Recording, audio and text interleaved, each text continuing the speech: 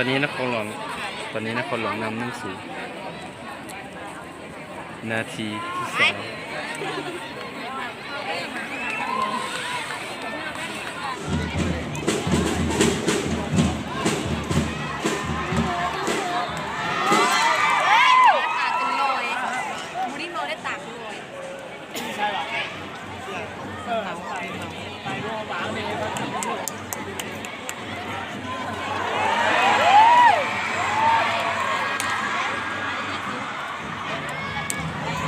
เสียงขวา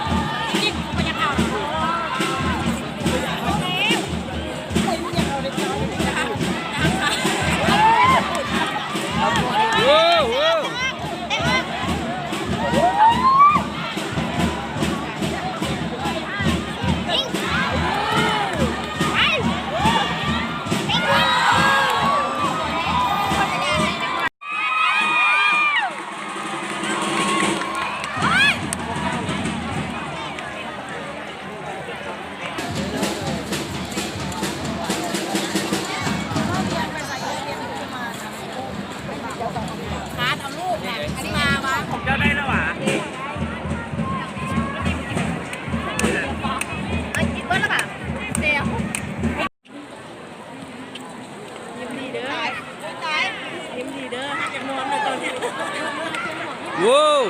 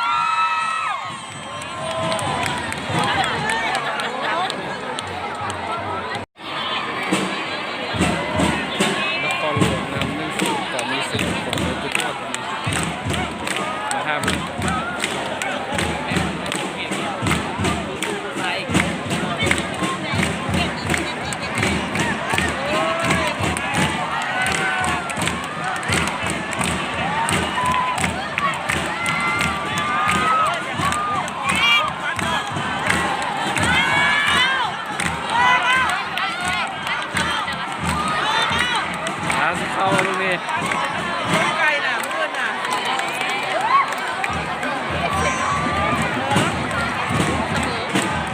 พอละที่พบกันก่อน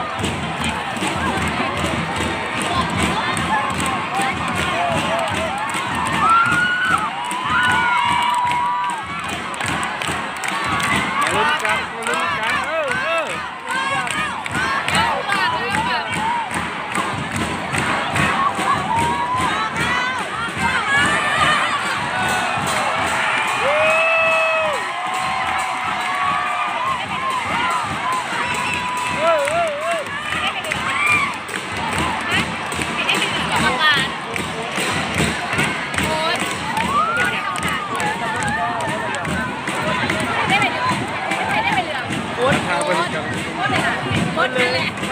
ลูกนี้จะตีเสมอได้ป่ะ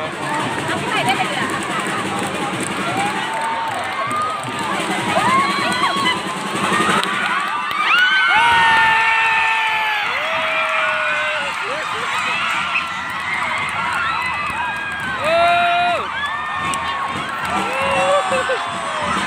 ตีเสมอนิดนึง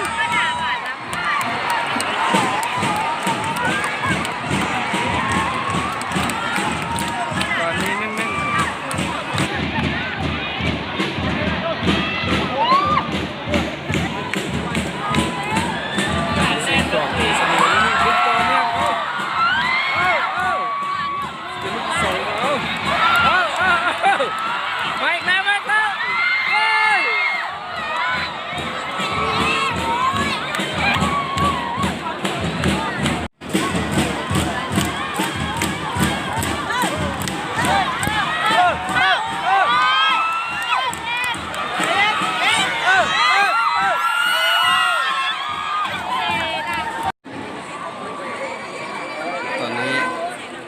รบ90 นาที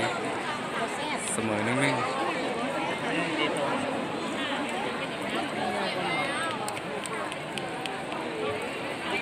เงี้ยวกันปะปวดแต่ไม่อยากไป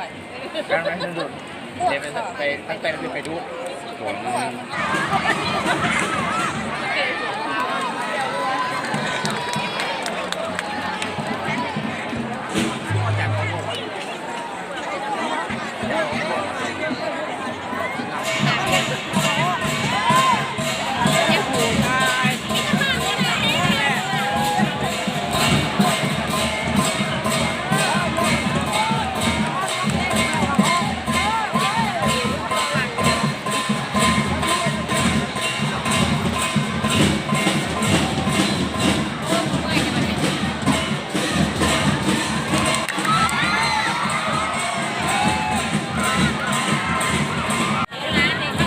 มีคลิกนึงอยู่นะ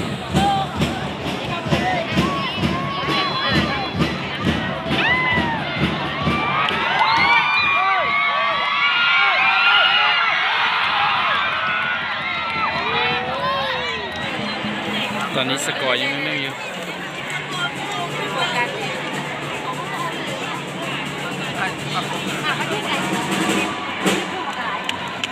ฮะโอ้ลืมที่น้องห่าวไป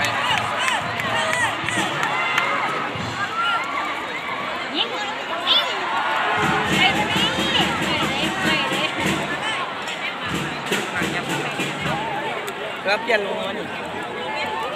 เปลี่ยน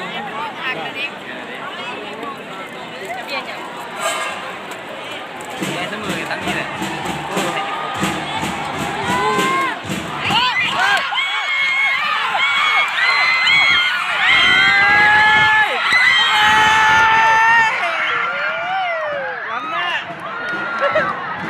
โอ้ลำหน้าก่อนโอ้เป็น น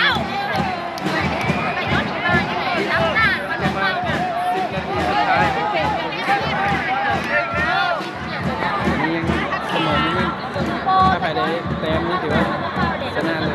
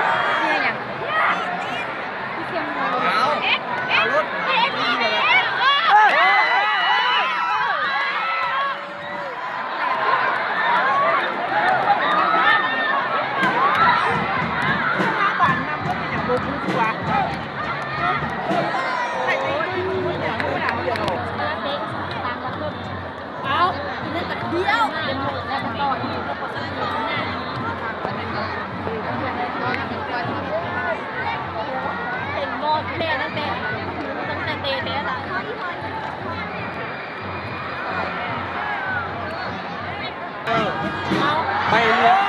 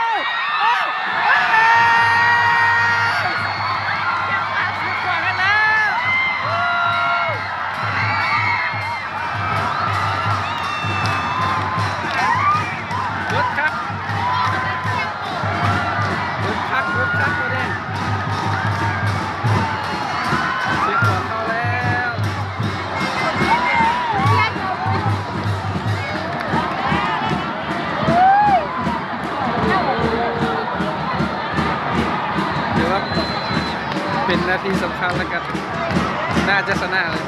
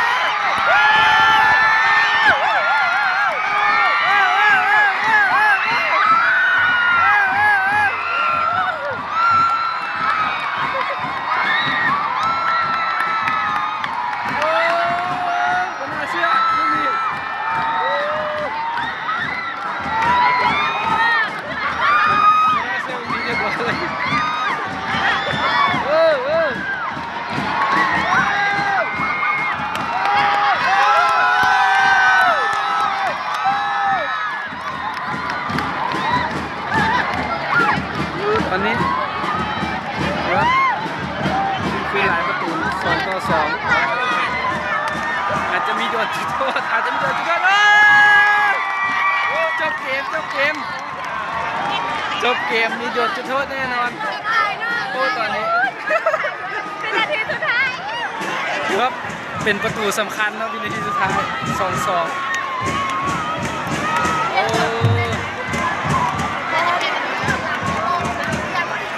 เดี๋ยวตัดสินกันที่จุดโทษ แล้ว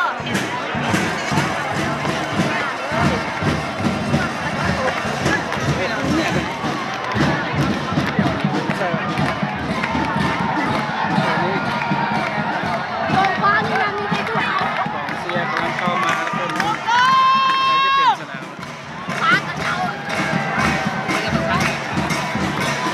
ล่างมาจริง พักไว้แล้วก็เป็นอาจารย์ตอนที่เดือนตอนนั้นไปตอนนั้น ๆวินาทีสำคัญเราวันนี้ ยอดรถเลยเนาะ แซงในการโดดจุดโทษคนที่ดึงมาเข้าหรือเข้าลุ้นก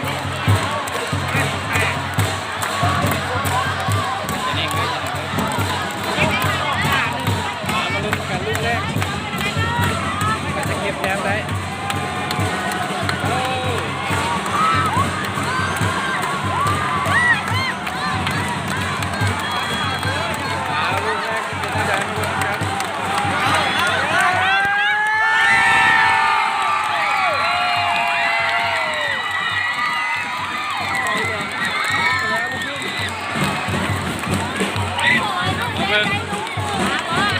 นี่สกอร์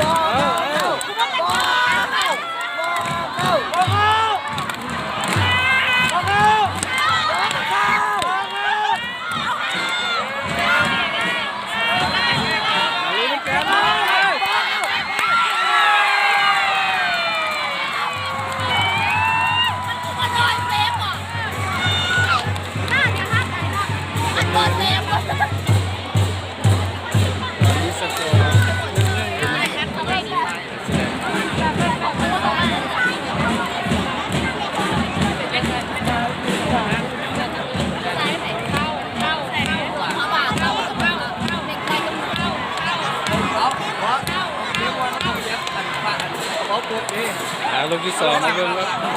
จะเข้าหรือไม่เข้า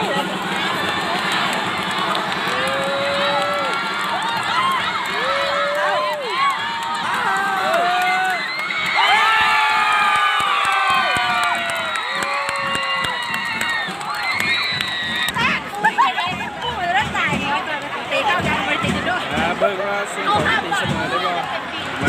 มาแล้ว นอนเลยทางนี่มีแต่ปวดตรงโรงกันดักอ้าบ่ได้ยาน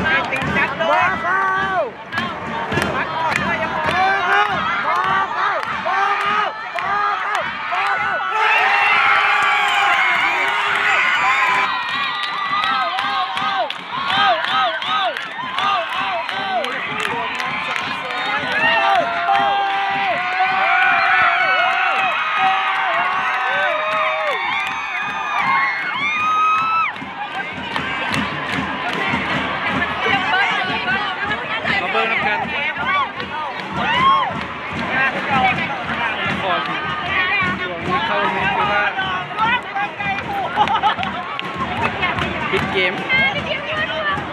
นต้องนอนแม่นี่นะ เบิ่งในนาบ้าง ตาเบิ่งสำคัญ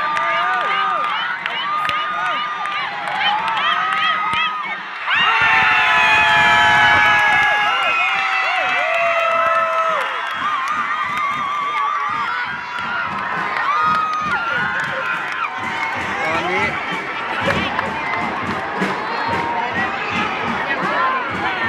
เอาแล้วค่าเสียงขวางยิงบ่เข้าลงทีว่าเกมเลยมาลุ้นน้ำกันมาลุ้นน้ำกัน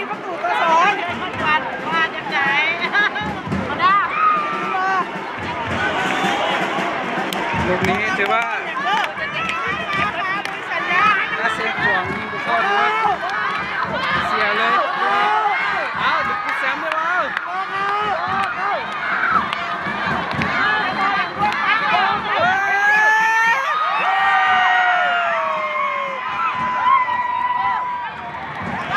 ถือว่าเข้าไปอีกลูกนึง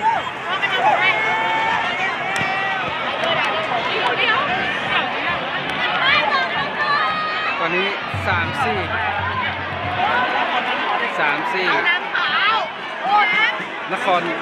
หลวงยิงเข้าลูกนี้ถือว่าจบเกมเลยลูกนี้ตอนนี้กำลังใจจะติดตามกันอยู่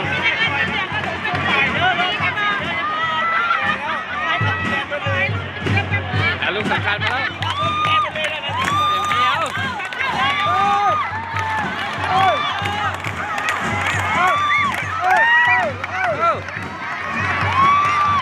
ลูกสำคัญมาแล้วลูกสำคัญมาแล้ว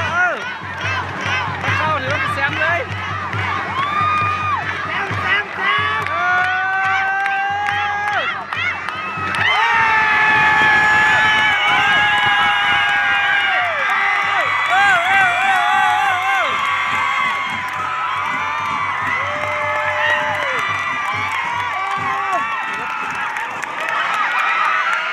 เก็บแซมไป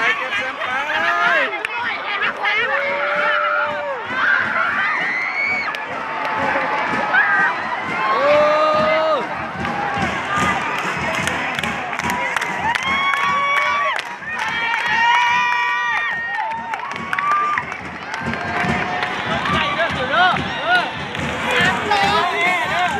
จบเกมด้วยกัน5-3นครหลวงได้สอง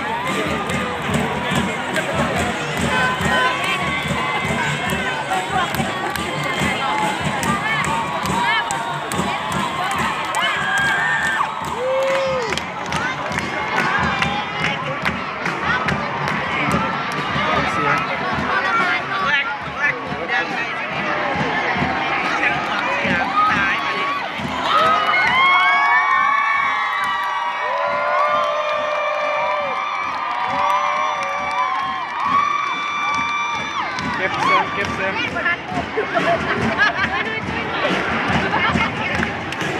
ให้เป็นเหมือนกันนะครับสนามมีคน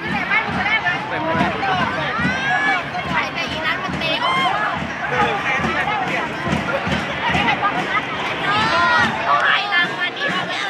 มีคนลงสนาม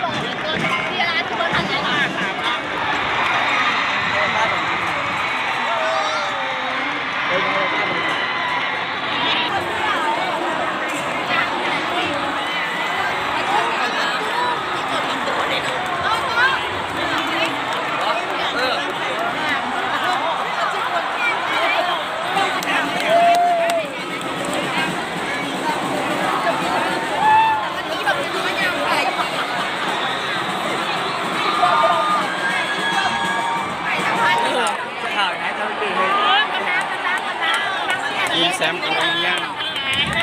เข้าใจแล้วมีเสียงขวาง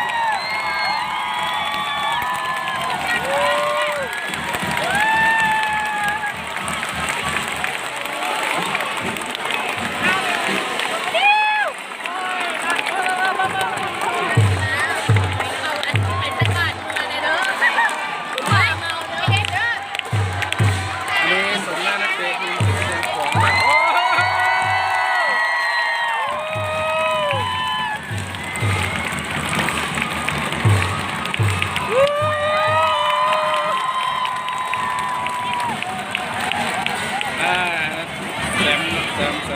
ำลังมาแสงกำลังมา เย็บผ้าไม่ได้หรอก ลุ้นกัน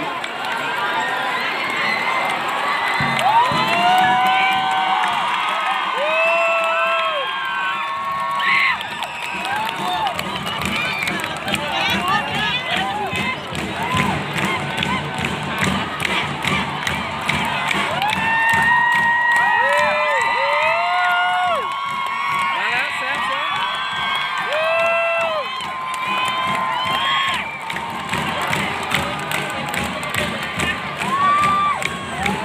สมหน้าแสง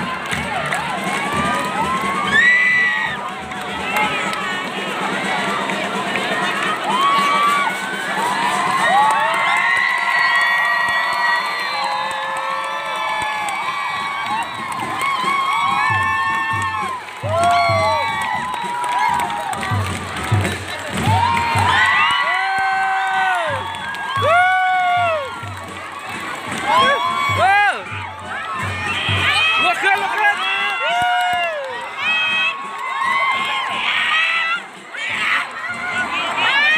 เฮ้ยบริเกต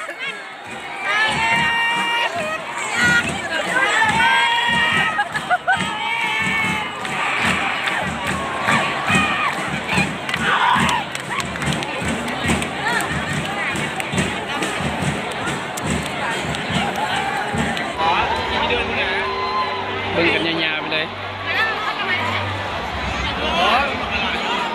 ยังอันนี้กองเสีย ใครก็ได้กลับไปเลย ครับเขาต้องไป